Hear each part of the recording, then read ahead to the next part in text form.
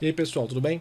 A gente vai dar prosseguimento aqui às discussões sobre osciladores lineares e hoje a gente vai ver uma topologia de circuito oscilador bem clássica, né, que é a ponte de Viena, né, também chamada de ponte de Wien. Né. O circuito da ponte de Viena, esse circuito que eu estou mostrando aí, basicamente eu tenho um amplificador não inversor, que pode ser chamado, por exemplo, no nosso diagrama de blocos como o amplificador de ganho A, né, e eu tenho uma malha de realimentação formada por duas redes RC, uma rede série e uma rede paralela. Né? Lembrando que nos osciladores, né, a nossa malha de alimentação ela é dependente da frequência, com certeza, beleza? E de novo, né, como eu já tinha comentado, essa malha ela é projetada para nos dar uma equação característica que tenha zeros do tipo S2 mais ômega 02 que garantam polos conjugados, né, complexos conjugados, beleza? Bom, uma coisa importante de se comentar é que esse circuito que eu estou apresentando é só o oscilador. Eu não tenho o meu limitador não linear aqui não. Tá? Depois a gente vai ver como que a gente pode empregar esse limitador para fazer o projeto completo desse circuito. Né? Então o que eu vou fazer agora? A gente vai tentar analisar como que eu levanto o ganho de malha usando a metodologia que a gente discutiu na aula passada. Então vamos tomar aqui o nosso circuito. Bom, qual é que era a nossa metodologia? Primeira coisa, a gente abre a nossa malha. Uma coisa importante é que eu vou ter que encontrar um ponto para abrir essa malha onde eu não vou afetar nem o ganho do meu amplificador, nem o ganho da minha malha de alimentação. Então, neste circuito, eu vou abrir ele aqui, beleza? E aí eu vou fazer o seguinte, eu vou aplicar agora um sinal de teste aqui, VT, e eu quero medir qual que vai ser a tensão aqui, VR, beleza? Então, vamos lá. Primeira coisa, para simplificar esse circuito, percebam que o meu amplificador continua sendo um amplificador não inversor. Então, aqui eu vou ter um Vx, só para ser o meu auxiliar, e eu tenho que VR vai ter que ser o ganho do meu amplificador não inversor, que é 1 mais R2 sobre R1, né, vezes Vx. Então, para simplificar a conta, eu tenho que saber agora quem que é Vx. E eu vou fazer o seguinte, para achar Vx, eu vou modelar a minha malha de realimentação, né, que é isso aqui, como sendo duas impedâncias. Beleza? Onde a impedância série, ZS, vai ser igual a R mais 1 sobre SC, que é a série desses dois elementos. E a minha impedância paralela vai ser R em paralelo com 1 sobre SC, que são esses elementos aqui. E R em paralelo com 1 sobre SC vai dar R sobre SCR mais 1. Beleza? Fazendo a manipulação matemática aí, tá? Tá, e aí? E aí que é o seguinte, daqui eu posso tirar aqui Vx sobre Vt é o ganho desse divisor de tensão aqui, que é igual a Zp sobre Zs mais Zp, beleza? Substituindo valores, o que eu vou ter? Vou ter isso aqui, né? E agora se eu manipular mais um pouquinho, eu vou encontrar essa expressão. Ela ainda está meio feia, né? Então eu posso manipulá-la mais uma vez. Né? Se eu dividir todo mundo por R, eu vou encontrar o quê? Eu vou encontrar essa relação aqui. E aí para encontrar o ganho de malha, que é VR sobre VT, eu só tenho que multiplicar esse camarada pelo ganho do amplificador não inversor. Então eu vou ter aqui essa expressão aqui. Então o meu ganho de malha é 1 mais R2 sobre R1 dividido por 3 mais SCR mais 1 sobre SCR. Importante comentar, né, não tinha falado explicitamente, que eu preciso ter um casamento entre esses dois resistores da minha malha de alimentação e esses dois capacitores, né, que já é um desafio para esse tipo de circuito. Beleza? Então voltando agora à nossa equação, que eu vou ter exatamente isso, né, que a gente deduziu. Né? E aí, para eu fazer o projeto, uma vez que eu tenho a minha função de transferência, o que eu vou fazer? Eu vou substituir o S por J ômega, né, daquela expressão vai me dar exatamente isso aí. E eu vou encontrar primeiro qual que é o ponto onde o meu ganho de malha tem fase zero. Né? Como meu numerador aqui é assim, simplesmente um ganho, ou seja, a fase desse circuito já é zero, para que todo o meu ganho de malha tenha fase zero, eu tenho que garantir que o meu denominador tenha fase zero. Né? Isso vai acontecer quando? Isso vai acontecer quando eu não tiver parte imaginária no meu denominador. Então vou pegar tudo que depende de J, vou fazer isso ser igual a zero. Quando eu fizer isso, eu vou encontrar exatamente aquilo, né?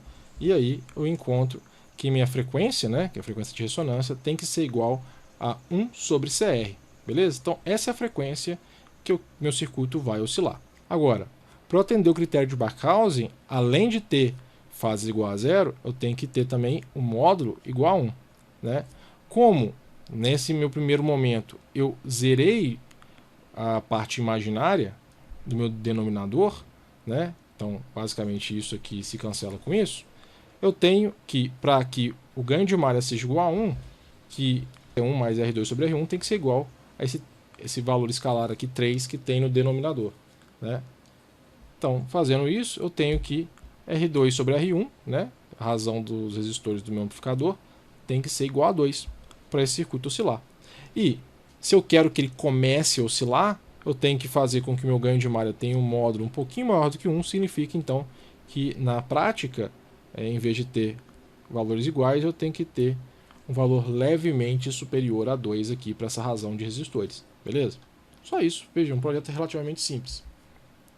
Bom, uma vez feito esse projeto, o que eu preciso fazer agora? Eu preciso projetar o meu limitador não linear para estabilizar a tensão. Então, de novo, como é que esse circuito vai funcionar? Enquanto a minha tensão de saída estiver divergindo, esses diodos aqui não operam, esses dois de tensão não fazem a menor diferença e eu tenho só o meu ponte de Viena funcionando, oscilando. Né? Agora, à medida que a tensão de saída aumenta, os meus diodos vão conduzir cada um num semiciclo. Quando isso acontecer, eu vou ter uma variação abrupta do meu módulo do ganho de malha e isso vai fazer com que o meu circuito estabilize. Beleza? Agora, como é que eu projeto isso? Eu tenho que verificar qual que é o instante no qual os diodos vão começar a conduzir. E para fazer isso, eu tenho que saber, basicamente, quem é V1 aqui e os nós A ou B. Né? Se o meu circuito for simétrico, eu só preciso olhar para um dos dois. É isso que eu vou fazer, eu vou olhar para o nó A. Beleza? Então tem que saber quando que o meu diodo 1 conduz. Né? Tá, primeira coisa, como é que eu sei o valor de V1?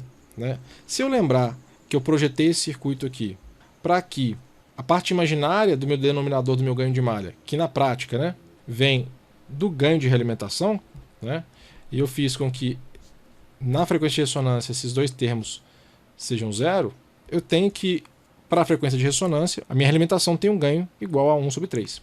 Beleza? Logo, V1 tem o valor de tensão de saída dividido por 3. Beleza? Bom, e agora eu tenho que saber quando que o meu diodo 1 conduz. Então, ou seja, eu tenho que fazer V1, que é VO sobre 3, menos VA, ser igual a 0,7. Né? Basicamente é isso. Eu posso levantar a tensão de VA a partir de uma análise de superposição. Né? Então, o que eu vou fazer? Se eu aterrar aqui VO, a tensão VA vai ser VCC vezes o divisor de tensão, que vai me dar esse termo.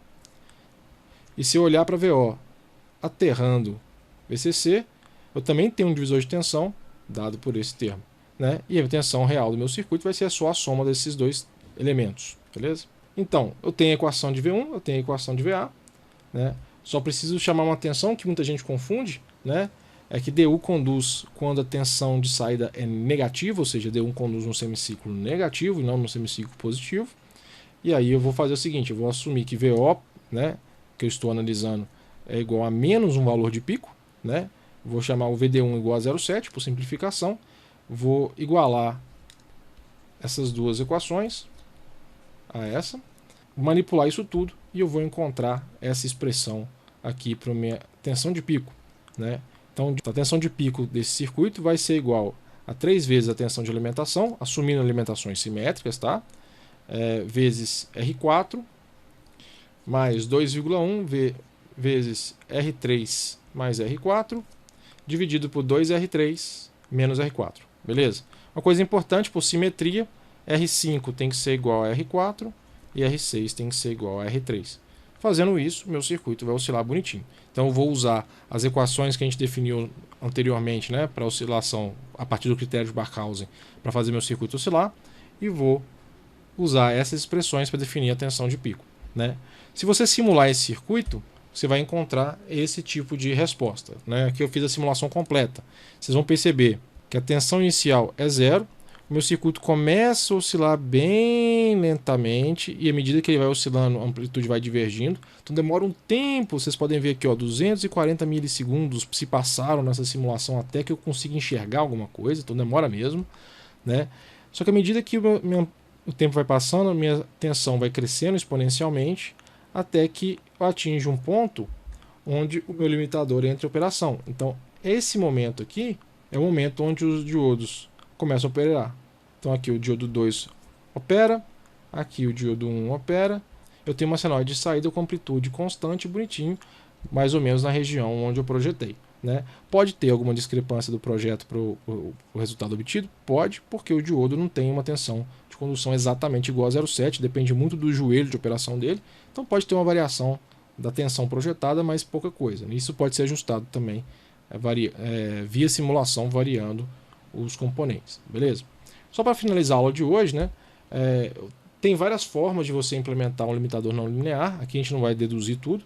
Isso aqui é um outro circuito bem menos caro do que aquele que a gente discutiu, onde eu coloco os meus diodos na minha realimentação, né? E a filosofia é a mesma, né? Na hora que minha tensão começa a crescer, eu tenho D1 conduzindo ou D2 conduzindo, né? O problema aqui é que ajustar esse circuito é um pouco chato, porque eu vou ajustar tanto o ponto de condução desses diodos quanto o ganho desse circuito, né? Então é um pouquinho mais complicadinho de analisar. E outro ponto é que, como a saída é tomada aqui no nó B, né, a minha saída tem uma alta impedância, né? Então, se eu quiser conectar uma carga, eu tenho que usar um buffer para fazer esse acoplamento, beleza? Mas é uma solução muito utilizada para o ponte de Viena, beleza? Nas próximas aulas, a gente vai discutir outras montagens clássicas, né, de osciladores. Vamos falar sobre oscilador de quadratura, oscilador de deslocamento de fase e vamos dar uma pincelada em osciladores com transistores, beleza? Então, até as próximas aulas. Grande abraço, tchau.